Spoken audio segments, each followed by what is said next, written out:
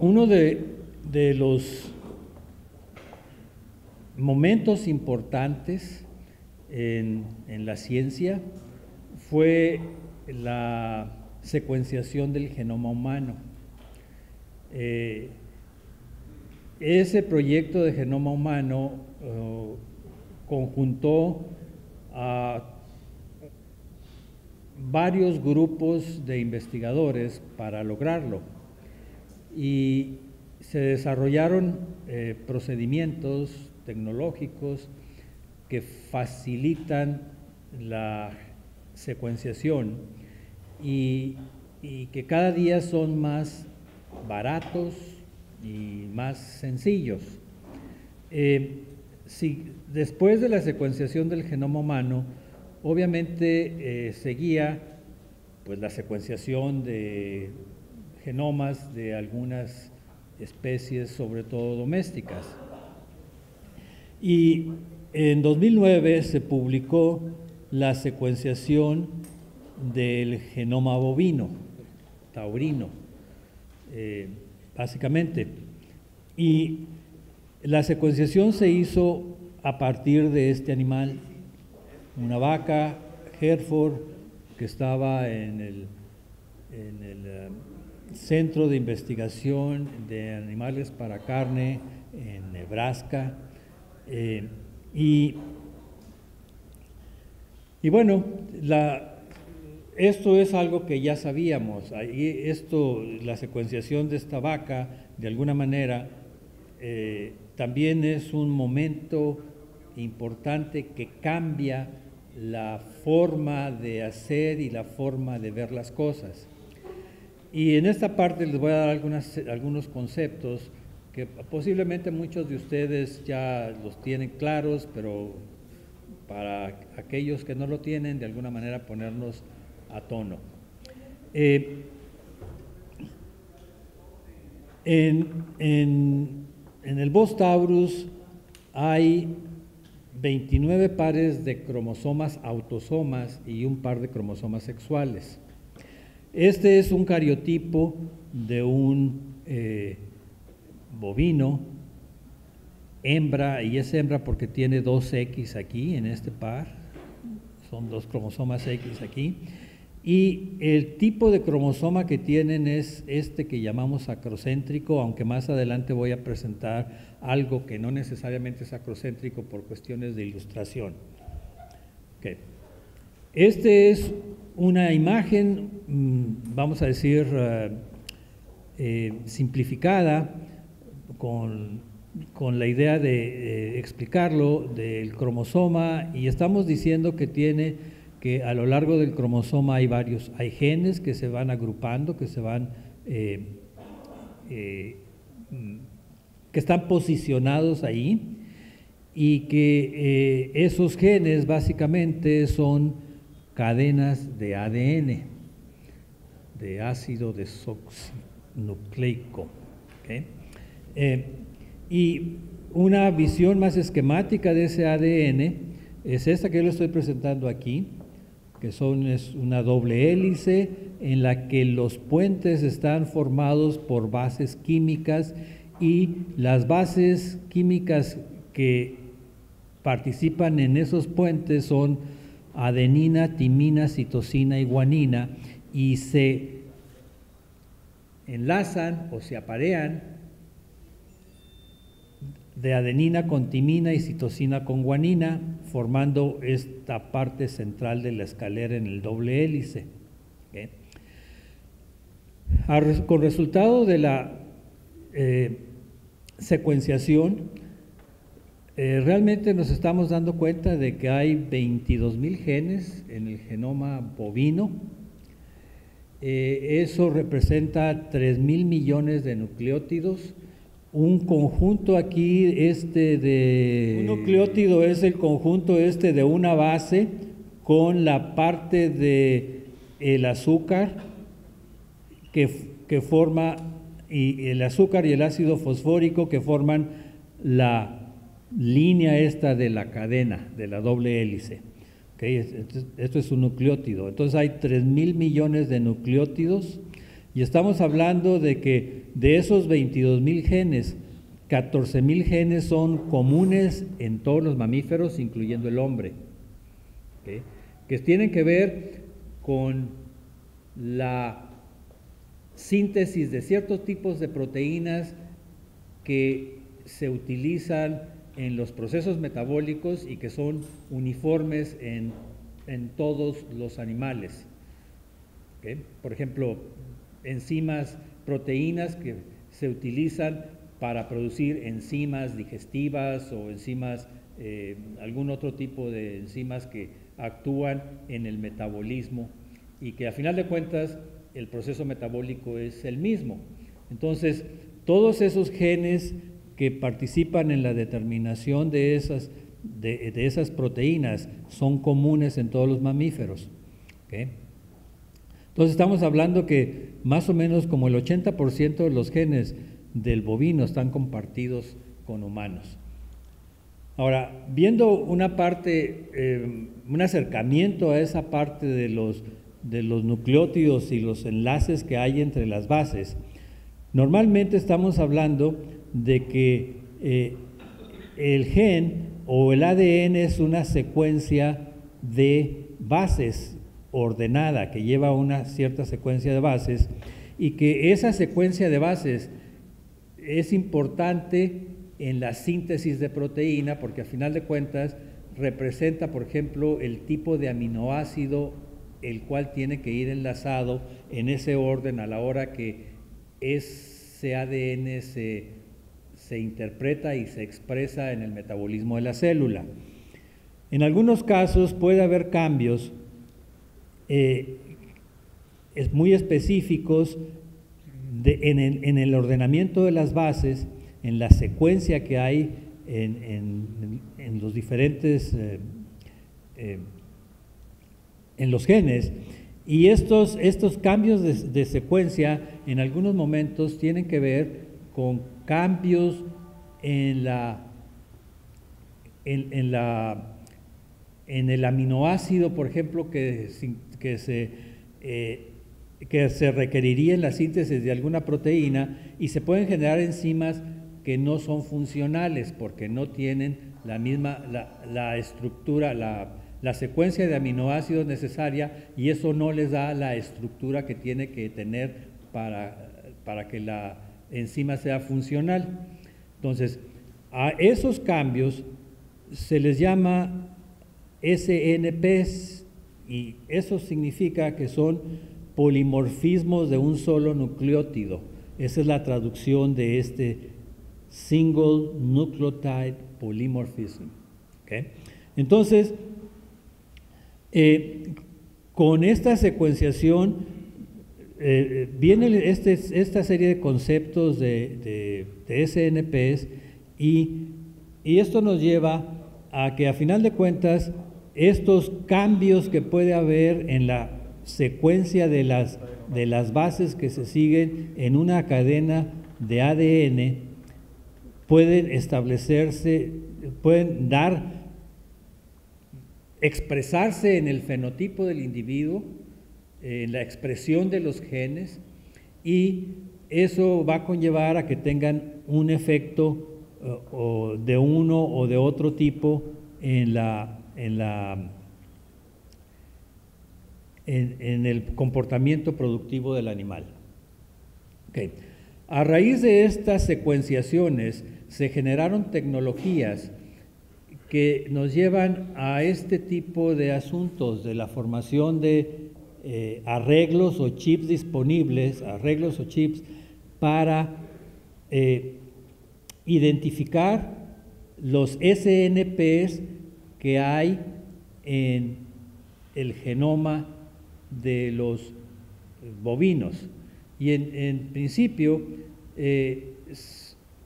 se generaron arreglos sencillos de pocos SNPs que fueron complicándose, y que actualmente ahorita ya en realidad en bovinos tenemos un microarreglo de 777,000. Sigue funcionando, es un microarreglo, y hacer genotipificaciones de 777,000 SNPs cuesta, bueno, hace como un año y medio costaba como $450 y ahorita ya cuesta $170. Este arreglo, este chip de 50 ya no está funcionando. Ahora hay un chip de 80 y ya no lo usan, ya quedó fuera del mercado. Okay. Entonces ahora, aquí los SNPs que se incluyen en estos arreglos son SNPs que están asociados con algunos genes que se sabe en dónde están ubicados y se sabe qué características afectan, en qué características influyen. Pero además de SNPs asociados con esos genes que llamamos genes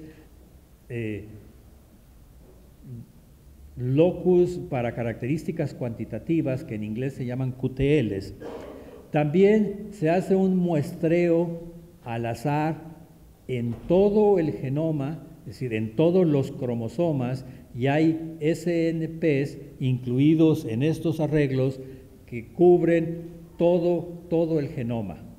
Acuérdense que estamos hablando ahí que había algo así como 3,000 millones de SNPs. De eso nada más estamos hablando de utilizar 777,000. Esto es en bovinos. En humanos hay microarreglos ya de 1,5 millones de SNPs que los están utilizando para ver resistencia a enfermedades, para ver susceptibilidad a diabetes, a cáncer y a toda una serie de enfermedades. Entonces, o de padecimientos crónicos. Entonces, aquí nosotros nada más andamos con 777,000 o con 80,000, ya no son 54,000, son 80,000 aquí. Okay.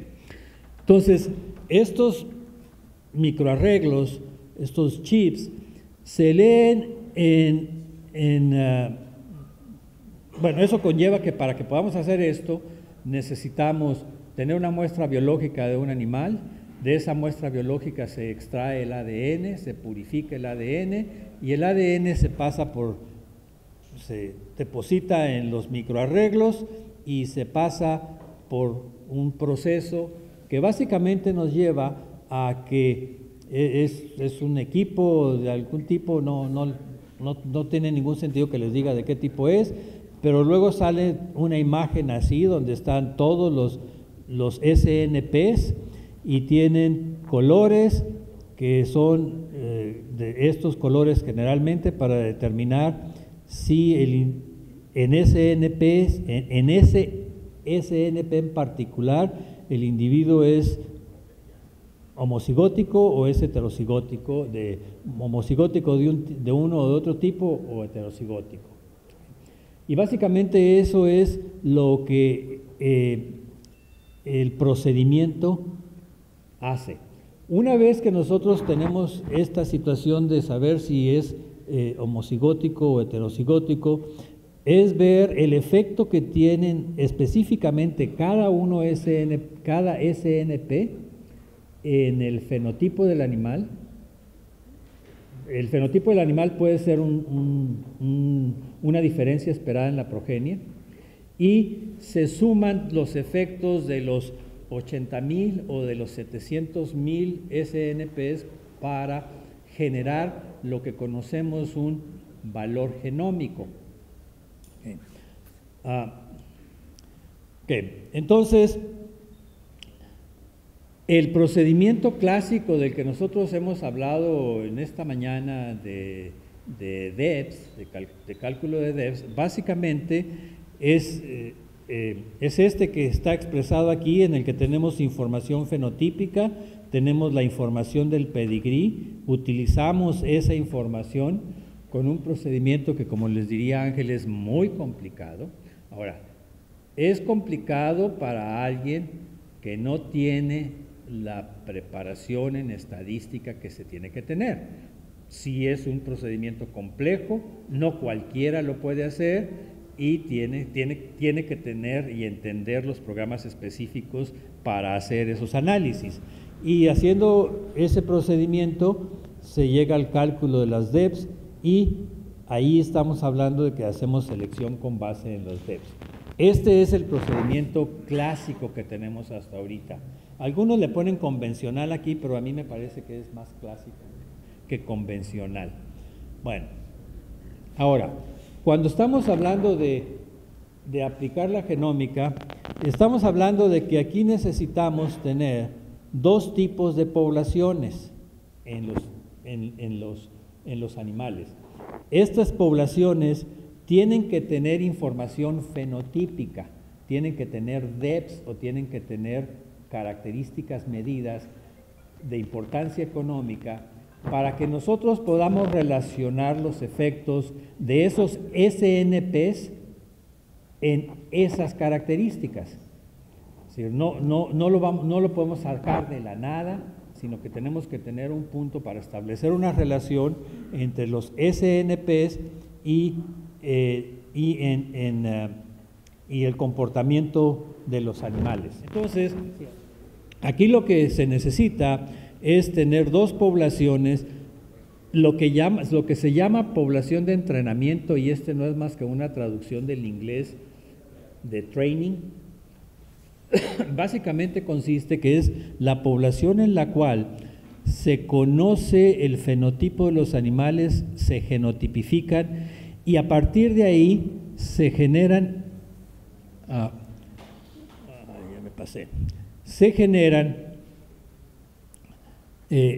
conociendo, se muestra la población de entrenamiento, se tienen los fenotipos y entonces se genotipifican los animales y con los genotipos,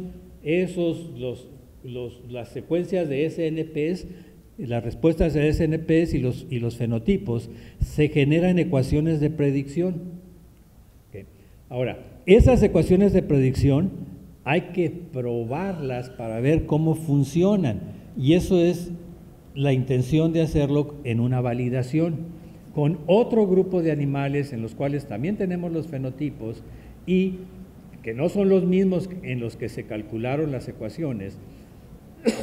Se ve si esas ecuaciones que se generaron de alguna manera pueden estar prediciendo el comportamiento de los animales, ¿okay? Porque se genotipifican, se generan lo que llamamos valores genómicos directos a partir de las ecuaciones que se generaron y luego se ve si esos valores genómicos directos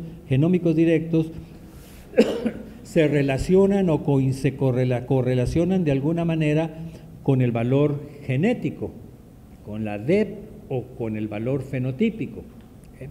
Entonces, si hay una correlación alta ahí, entonces quiere decir que las ecuaciones que tenemos sí sirven.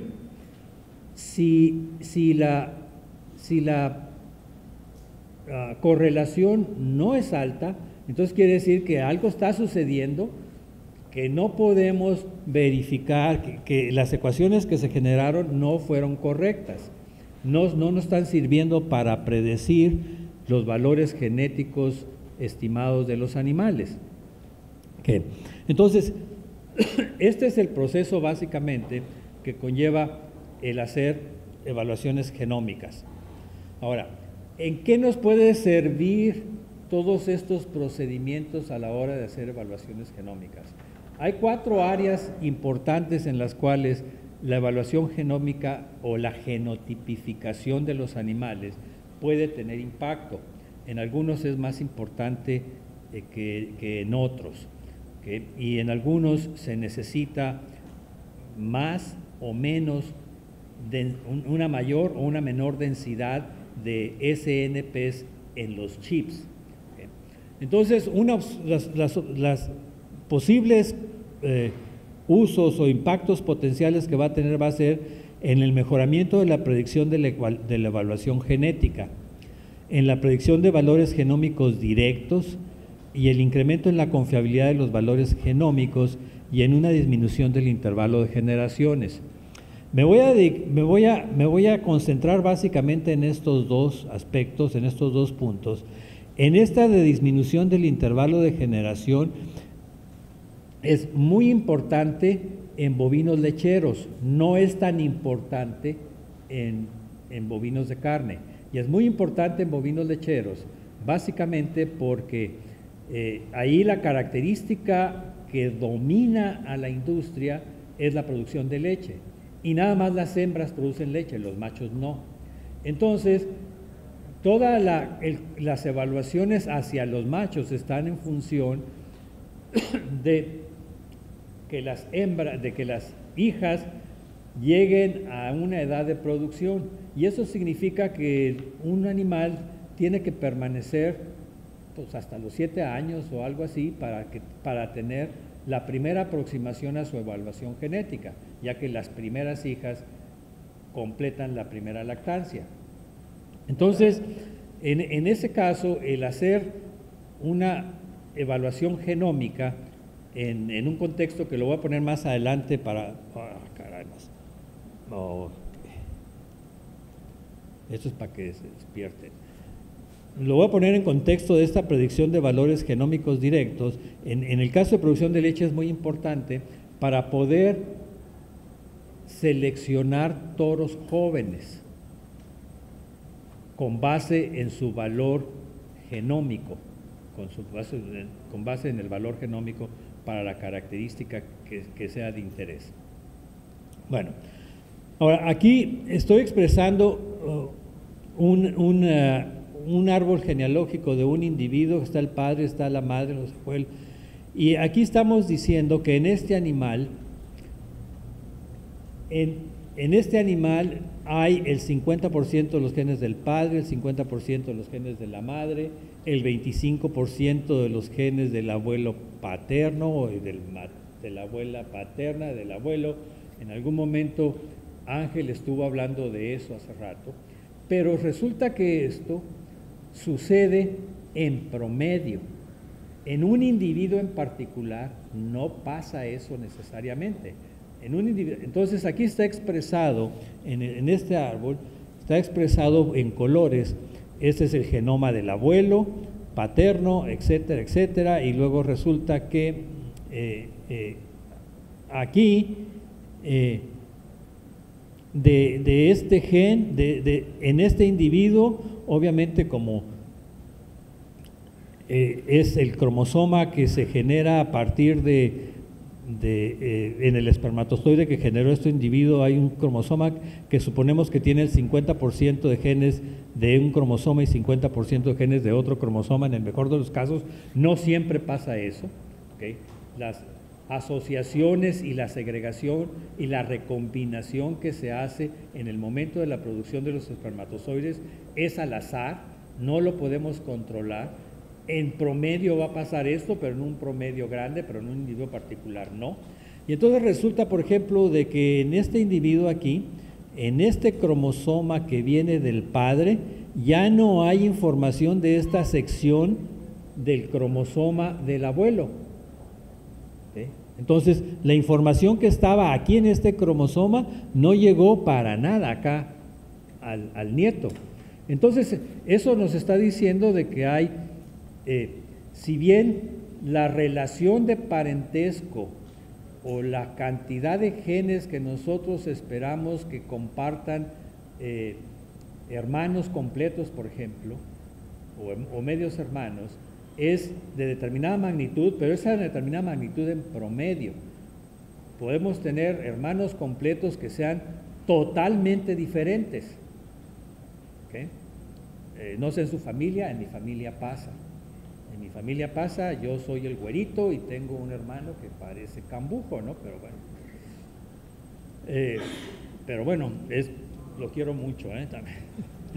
Entonces, el hacer las genotipificaciones, de alguna manera y encontrar las relaciones genómicas reales entre los individuos, debe de tener algún impacto, ¿no? Entonces, ese impacto básicamente está asociado con, y de aquí les voy a hablar de algo de las complejidades de los procedimientos, que en lugar de que nosotros tengamos en los sistemas de análisis de los modelos que utilizamos para hacer las estimaciones de los valores genéticos, alguien tiene que despertarse. Entonces, ahí en ese caso hay una matriz de relaciones aditivas que se genera por el hecho de medios hermanos y hermanos completos, y decimos que los medios hermanos comparten nada más un cuarto de los genes y cosas así. En lugar de tener esta matriz de relaciones aditivas, metemos una matriz de relaciones genómicas, de las relaciones genómicas reales que hay entre los individuos. Entonces, eso de alguna manera tiene que tener un impacto, y básicamente eso, en conjunto con el incluir la información genómica de los animales, se traduce en lo que los gringos llaman enhanced EPDs, o DEPs mejoradas. ¿Okay? Entonces, eso significa, esas DEPs mejoradas, por el hecho de utilizar la información genómica, va a hacer que los DEPs sean más precisos, tengan mayor confiabilidad, y sobre todo es muy importante en animales jóvenes. En animales adultos, toros que tienen muchas crías, eso ya no tiene tanto impacto.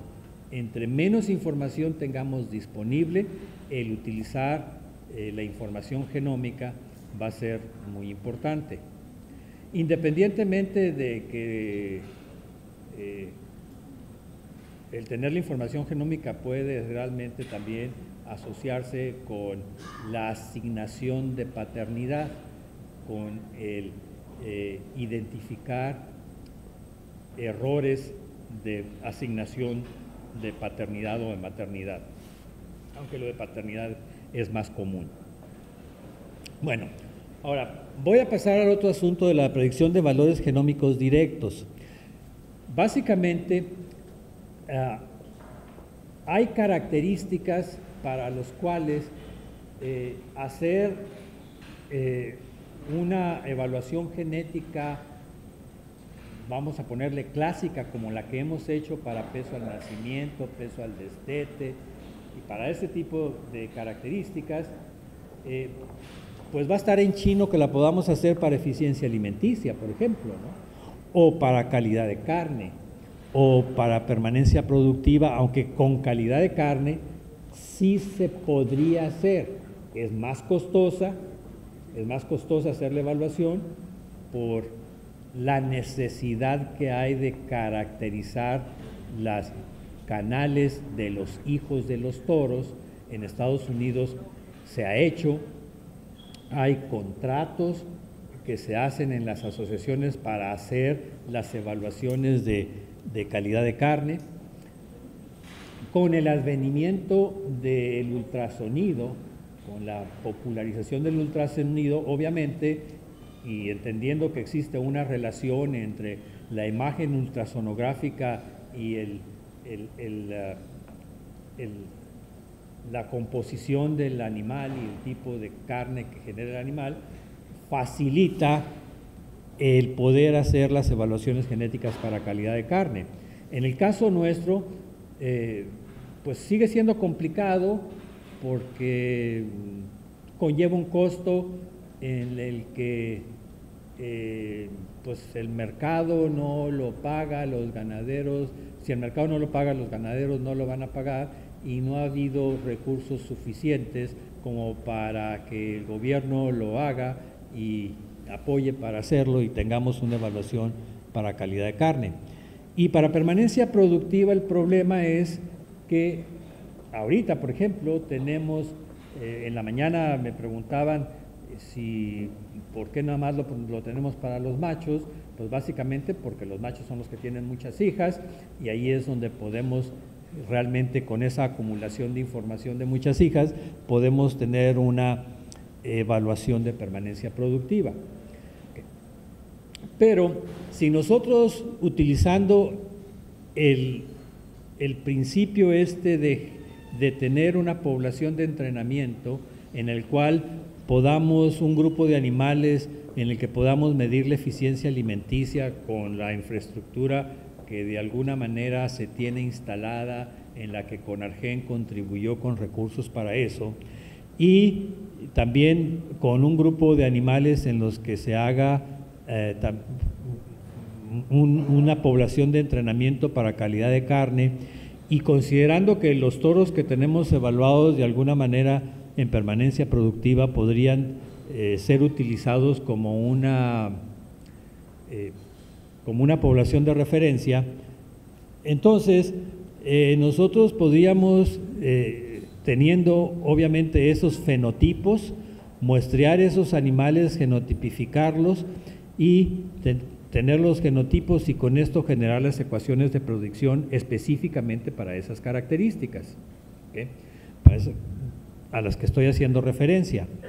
Y entonces esas ecuaciones que estamos generando ahí nos podrían ser útiles para darle valor genético a animales que no tienen nada que ver con los animales que están en la población de referencia. Y poder utilizar esa información, esos valores genéticos moleculares o valores genómicos, para distinguir animales superiores de animales inferiores.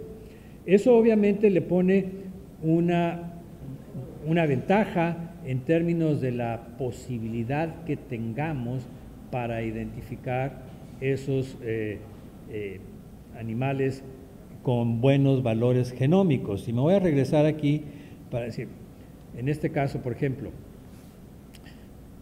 a partir de la población de entrenamiento que se genere con la utilización de la infraestructura que está en la Universidad de Nuevo León para eficiencia alimenticia, pues lo único que necesitaríamos más adelante es muestrear un animal, tener una muestra biológica, obtener su ADN, genotipificarlo y con las ecuaciones darle un valor genómico a ese animal. ¿Okay? En el caso de hembras, por ejemplo, una opción podría ser, bueno, pues si tenemos ya las ecuaciones, la población de referencia y las ecuaciones para permanencia productiva, es decir, a final de cuentas el ganadero podría decir, a ver, genotipifiquen todas estas vaquillas y de ahí yo voy a elegir la que genómicamente se ve más prometedora, es decir, las que tienen valores genómicos más altos. ¿Okay? Entonces, pues yo creo que sería un avance tecnológico revolucionario, ¿no? Que impactaría realmente en la ganadería. Ahora, regresando a la pregunta del ingeniero aquí, obviamente esto que yo les estoy platicando es una realidad en Estados Unidos, ustedes lo saben. Es decir, Angus tiene su proyecto de evaluación genómica, genera valores genómicos, genera DEPs mejorados, y lo tiene Simmental, y lo tiene Hereford, y lo tienen otros. Una de las cosas que se evidencia de esa información es que las ecuaciones que se generan en una raza no son útiles en otra raza, desafortunadamente, porque la arquitectura genética es diferente. Entonces, incluso dentro de una misma raza, las ecuaciones que se generaron en Estados Unidos para Angus no sirvieron para Angus en Argentina. Las correlaciones que se dieron entre los valores genómicos calculados y los valores genéticos estimados como DEPs, las correlaciones andaban alrededor del 25-28%, que son correlaciones extremadamente bajas como para realmente utilizar la tecnología. Entonces, no son útiles así, y no son útiles básicamente porque, a ver, las regiones de los, en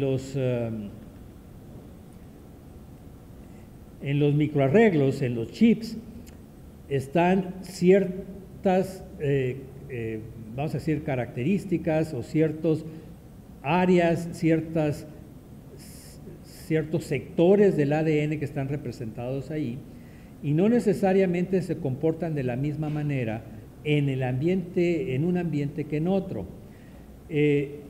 No traigo imágenes aquí, pero recientemente estábamos platicando de este asunto en relación con Holstein y el trabajo que están haciendo con Holstein. En Holstein ya tienen un buen número de animales genotipificados y han estado utilizando ahorita las ecuaciones de Holstein de Estados Unidos, y también han desarrollado sus ecuaciones aquí. Y una de las cosas que ha pasado es que aparentemente algunos de los genes que afectan a la misma característica de alguna manera, pero que son importantes en Estados Unidos, aquí no lo son. Y otros que aquí son importantes, no están detectados allá como secciones importantes. ¿Okay? Entonces, eso es algo que, pues yo creo que con el tiempo, en la medida en que vayamos utilizando la tecnología, vamos a poder percatarnos de qué es lo que está sucediendo en relación con cómo se expresa el material genético y qué tipo de SNPs o de genes tienen que estar representados en el chip que se utilice. De entrada tendremos que utilizar los que se utilizan allá, y luego a la hora de hacer los análisis veremos si algunos SNPs que aquí resultan que allá no son importantes, aquí sí, y al revés. Ahora, no es necesario que todos los animales se genotipifiquen con la misma densidad. Yo tengo entendido, ahorita les dije que el de 6000, el microarreglo de 6000 ya no está en el mercado, pero hay un arreglo de algo así como de 12000 que sí está en el mercado.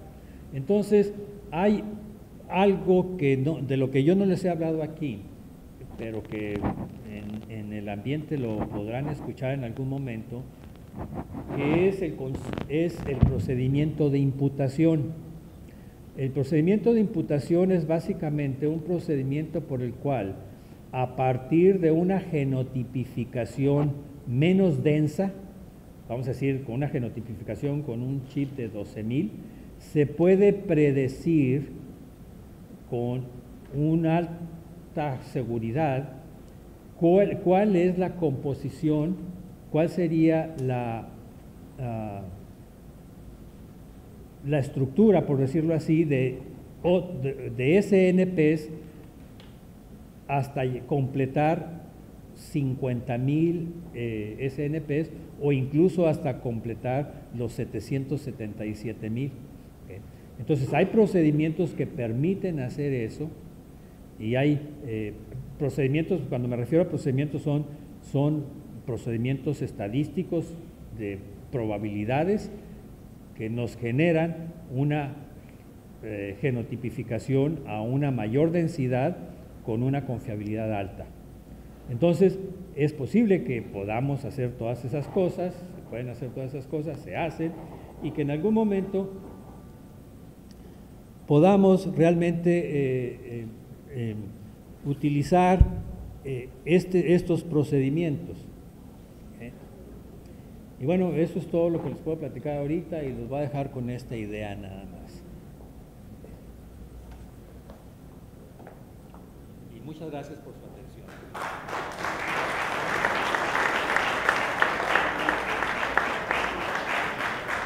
Y esa es la pirinola. Esa es la pirinola, es un cerro en Sonora. ¿Alguna pregunta para el doctor Moisés Montaño Bermúdez? La primera pregunta es muy sencilla. Cuando hablamos en estos términos de la genómica, se dice que hay indicadores productivos. Y la pregunta es si indicadores productivos es lo mismo de características directas productivas. ¿Es lo mismo? Sí, en principio Okay. sí. Ahora, lo que nosotros llamamos la característica, el fenotipo, puede ser un DEP o puede ser una medición hecha en el individuo. Okay, gracias. Quisiera escuchar tu comentario en relación a algo que está en el ambiente de gobernatura. ¿Qué es lo que opinas tú de hacer los análisis genómicos para determinar la paternidad? ¿Qué valor tienen para la ganadería?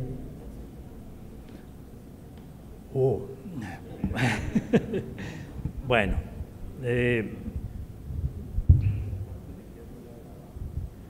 no, pues la pueden grabar. Yo lo he dicho, no es la primera vez que lo voy a decir. Y bueno, si uno lo dice en algún lado, a final de cuentas ya no tiene control de lo que pasa, ¿no? Se distribuye. Yo creo que el hacer la verificación de paternidad per se tiene poco valor. Vamos a decir, es importante, pero no es importante invertir esa cantidad de dinero en hacer eso, para hacer eso única y exclusivamente. Si en algún momento del transcurso del tiempo, platicando con Pepe y con otra gente, yo les decía, es que pueden hacer una verificación de paternidad al azar y hacerles ver consciente a los ganaderos que es importante que la asignación de paternidad sea la correcta.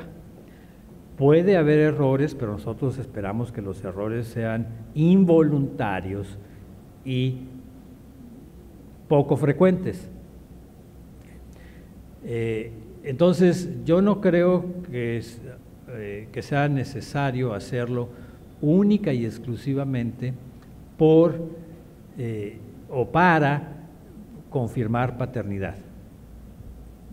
Yo creo que es demasiado caro y pues en sí la ganadería, desde el punto de vista de mejoramiento de la ganadería, no va a tener impacto. ¿Okay? Ahora, se ha hecho el intento, hasta donde yo tengo entendido, platicando con las gentes que están en la toma que están siendo consultadas para eso. Yo no soy alguien del que está siendo consultado para eso. Han comentado que ellos quisieran que se hiciera, voy a ponerlo así, el ISAC, que es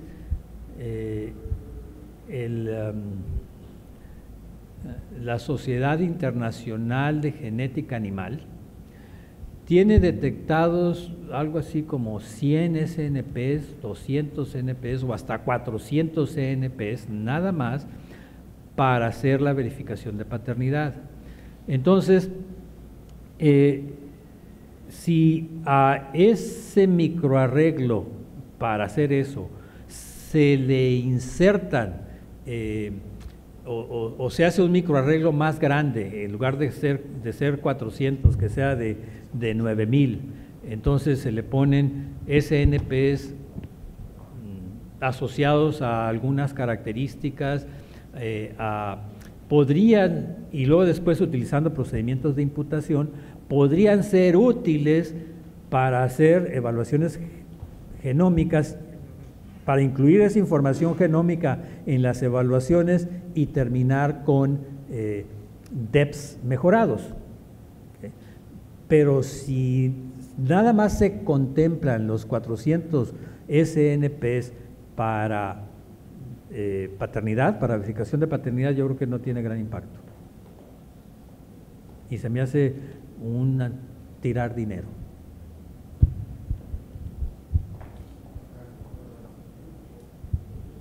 ¿Qué diferencia de costo hay entre el 400 y 9,000? ¿Perdón? ¿Qué diferencia de costo hay el arreglo de 400 para paternidad y los 9,000 que pudieran hacerse? El arreglo de 400, muchos de esos costos son por volúmenes. El arreglo de 400 yo creo que debe de estar costando $20. Ahora, estos precios están variando mucho, están bajando mucho en los últimos años. Yo les dije que el de 770 estuvo costando hasta $450 y ahorita ya está en 170 y van bajando. Estamos hablando de que a fines del año pasado estábamos hablando que un arreglo de 400 deberían andar más o menos entre 17 y $20, y si le agregas a 9,000 podría estar alrededor de $40. Ahorita ya debe estar eso más barato.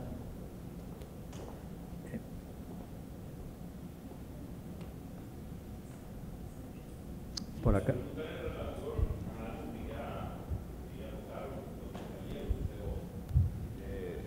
Sobre el asunto de los marcadores genéticos. Sí. O sea, en Estados Unidos ya tienen muchos años trabajando también sobre eso, incluso ya se publicita mucho en los catálogos, venta de, pues, desde el punto de vista comercial de semen, de que son líneas paternas con determinados grupos de genes que están dando determinadas características. Creo yo que parte de esto que comenta usted, doctor, y que se está tratando aquí, pues pudieran incluirse a lo mejor en esos paquetes. No sé si sea posible con estos trabajos que se están haciendo de investigación por parte de la asociación y aquí en las instalaciones de la universidad, si se pueda trabajar algo de eso, pues de la identificación de algunos marcadores genéticos también. Bueno, la intención de hacerlo la hemos tenido y la seguimos teniendo. A final de cuentas, el chiste es tener los recursos para hacerlo. Obviamente que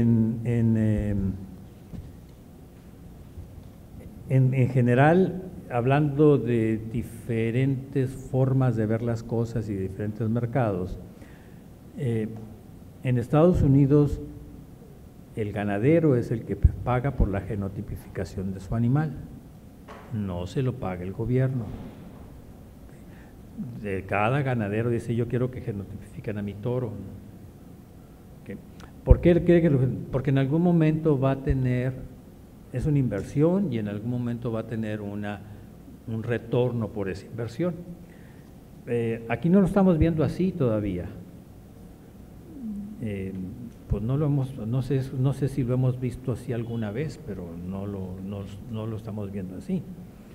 Entonces, la mayor parte de los toros que han sido genotipificados en Estados Unidos, con los cuales se ha generado las ecuaciones para hacer las estimaciones de valores genómicos, los ha pagado cada ganadero. ¿Okay? Y sí, nosotros hemos sometido proyectos en más de un lado para... También hay que entender que en Estados Unidos también ha habido proyectos donde se ha utilizado información de proyectos para genotipificar animales y ver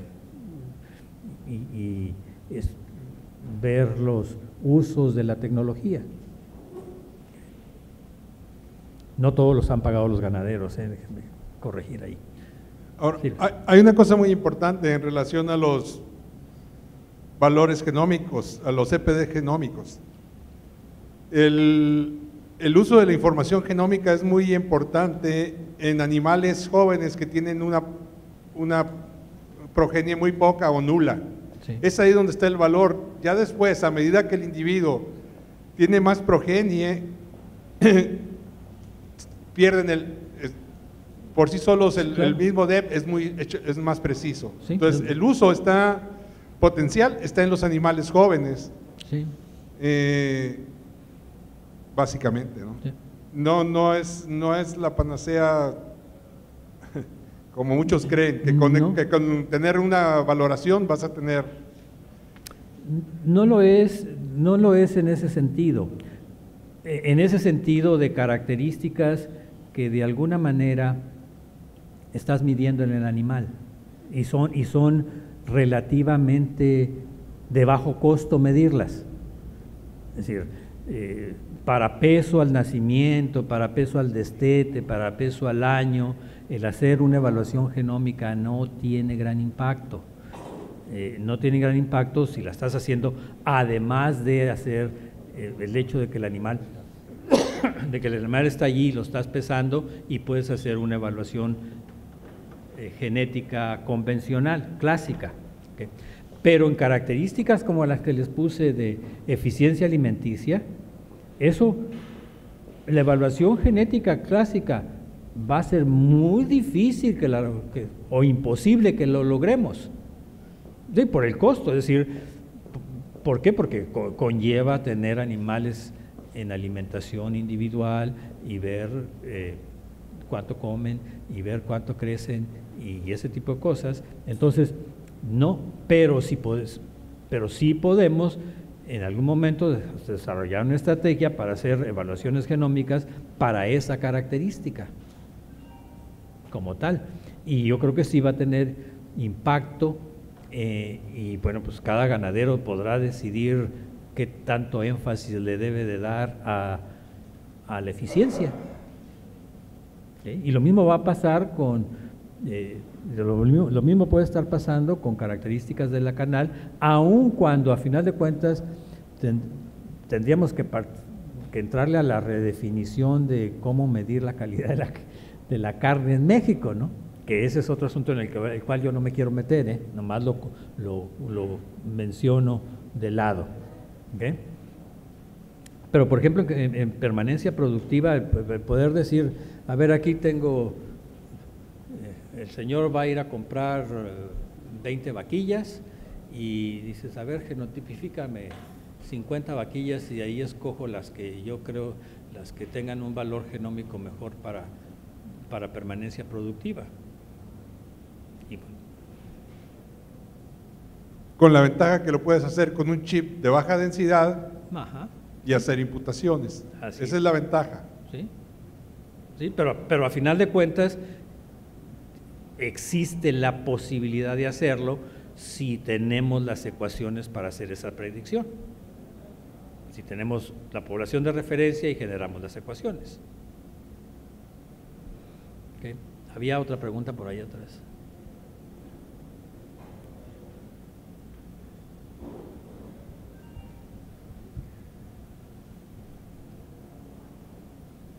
Bueno, entonces que habíamos, recapitulando nada más, los de 400 SNPs, se dice que no tiene caso. Vamos a hablar el de 12.000 SNPs, desde el punto de vista costo-beneficio. ¿Se justifica realizar este estudio? ¿Cuánto vale y en dónde se hace? Ok. Yo creo que se justifica. Y bueno, el de 400 SNPs es básicamente un estudio, un chip para verificar paternidad. Yo no creo que sea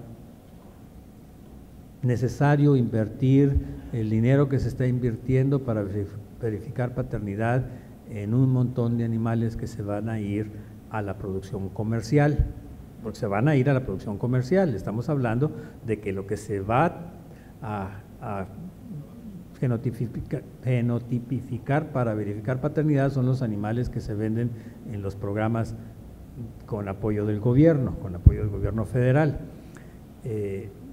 Yo creo que no vale la pena invertir todo eso. Yo creo que hay que un poco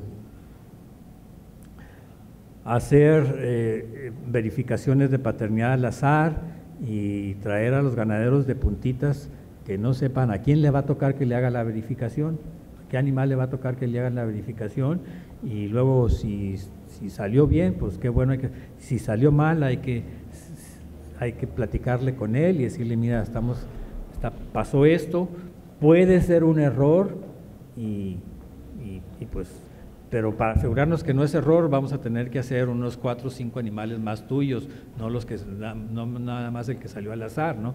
Para confirmar. Entonces, yo creo que no se justifica el hacer esa verificación, el hacer ese gasto para verificar paternidad en un titipuchal de animales. Bien. Ahora, los otros, hasta ahorita aquí en México, o hasta hace 2 meses, no había un laboratorio que pudiese hacer el trabajo ese de leer los chips de SNPs. Todo lo tenemos que hacer en Estados Unidos. Las plataformas están allá, los equipos para hacer las lecturas de los microarreglos están en Estados Unidos. ¿Quién lo hace? Bueno, pues es cuestión de entrarle ahí al mercado donde está para saber quién lo hace, ¿no? Hay varias compañías que lo pueden hacer, que son subsidiarias básicamente, o tienen los equipos básicamente que genera Illumina, y si alguien quiere entrar, pues que ponga Illumina en su Google y se lo va a llevar y le va a decir al sitio donde está la empresa. O sea, ahorita una empresa mexicana no existe que haga este tipo de estudios. No hay ninguna empresa mexicana. No hay sí hay, vamos a ponerle así. Por ejemplo, para trabajar con animales. Hay un equipo de Illumina en el Instituto de Genómica Humana. ¿Okay? En el Instituto de Genómica Humana. Pero eso está siendo utilizado para leer los microarreglos de todos los programas y los planes que tienen para hacer y los proyectos de investigación que hay en relación con problemas de salud en humanos. Entonces, eso no tenemos acceso a ese equipo. Es el único que está instalado en México, pero no tenemos acceso a él.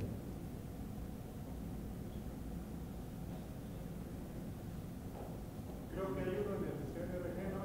Fernando. ¿Sí?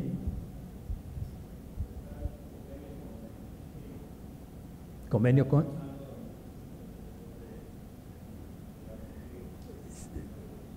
Sí, pero a final de cuentas, el costo más importante es el chip. Ese es el costo más importante. Entonces, si el CNRG dice, yo quiero que me manden 1000 chips, pues se los van a vender más caro que a alguien que dice, yo quiero 10,000 o 20,000 chips. Obviamente, ¿no? Entonces, porque también el Instituto de Medicina Genómica decía, nosotros podemos leer aquí, pues sí, pero el chip aquí se lo vamos a comprar, ¿no? Y entonces, a final de cuentas, el chip se lo compramos a quien lo va a leer y lo da a precios más baratos por el volumen. Y parte del asunto es que nosotros entramos, si hiciéramos algo exclusivamente para México, pues nos saldría más caro, porque si lo hacemos con los gringos, pues entramos al mercado de volumen de los gringos y la empresa, voy a decir un nombre, GeneSeq, nos puede decir, bueno, yo te cobro $70 por chip de tal tamaño, ¿no? que aquí nos podría costar $100, por decir algo. ¿Qué?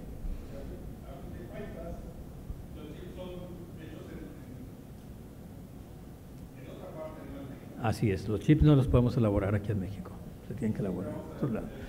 Claro. Ahora, algo que yo sí creo que debemos de estar haciendo es una peloteca, un muestreo de pelos de animales de diferentes, de todos los animales que aparecen en la evaluación genética.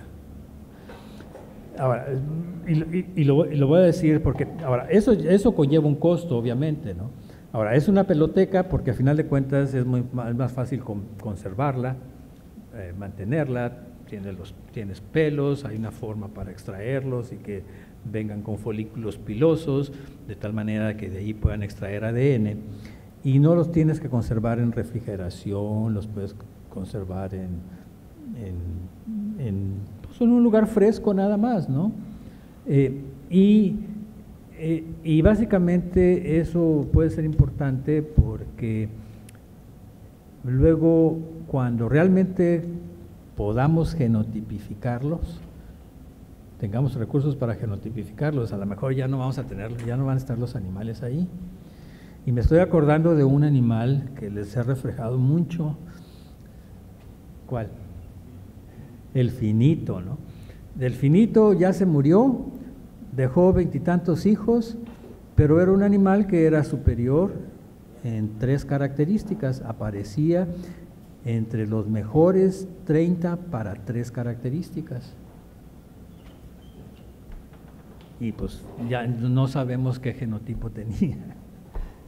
¿Alguna otra pregunta? Ya.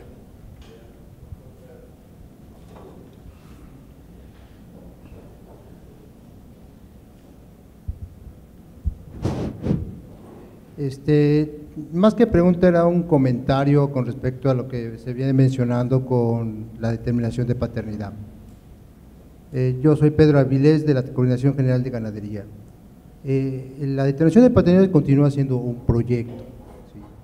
Un proyecto que a principio se pensó hacerse a través de técnicas de microsatélites, se consultó con CONARGEN, con el grupo se formó un grupo de trabajo y se determinó que hacerlo por microsatélites, como decía Moisés, para la paternidad era muy costoso. Se cambió a SNPs con la intención de que hacerlo a través de esta técnica se podía llevar a obtener información productiva. Quisiera aquí sentar la base de que desde un principio se ha tomado como una propuesta de que la información que se genere a través de los EPDs, quien es dueña de la información van a ser las Asociaciones Nacionales de Creadores de Ganados de Registro, no la Secretaría. Entonces, hasta hoy continúa siendo un proyecto que con un grupo de trabajo de genetistas que continúan trabajando con lo mismo. En efecto, no hay un laboratorio en México que lo pueda realizar, los SNP. Se tiene la idea de enviárselo hasta este momento a Estados Unidos, allí en CIP. Se acaba de otorgar hace unos meses un laboratorio, pues las instalaciones de un laboratorio ubicado en Morelia, Michoacán, para que ahí se instale un laboratorio de referencia para lo que sería este tipo de técnicas. No sé si queda un poco claro lo que se está pretendiendo hacer, con la mejor intención de que sigue siendo un proyecto, nada más, no hay nada definitivo, ¿sí? Gracias, Pedro.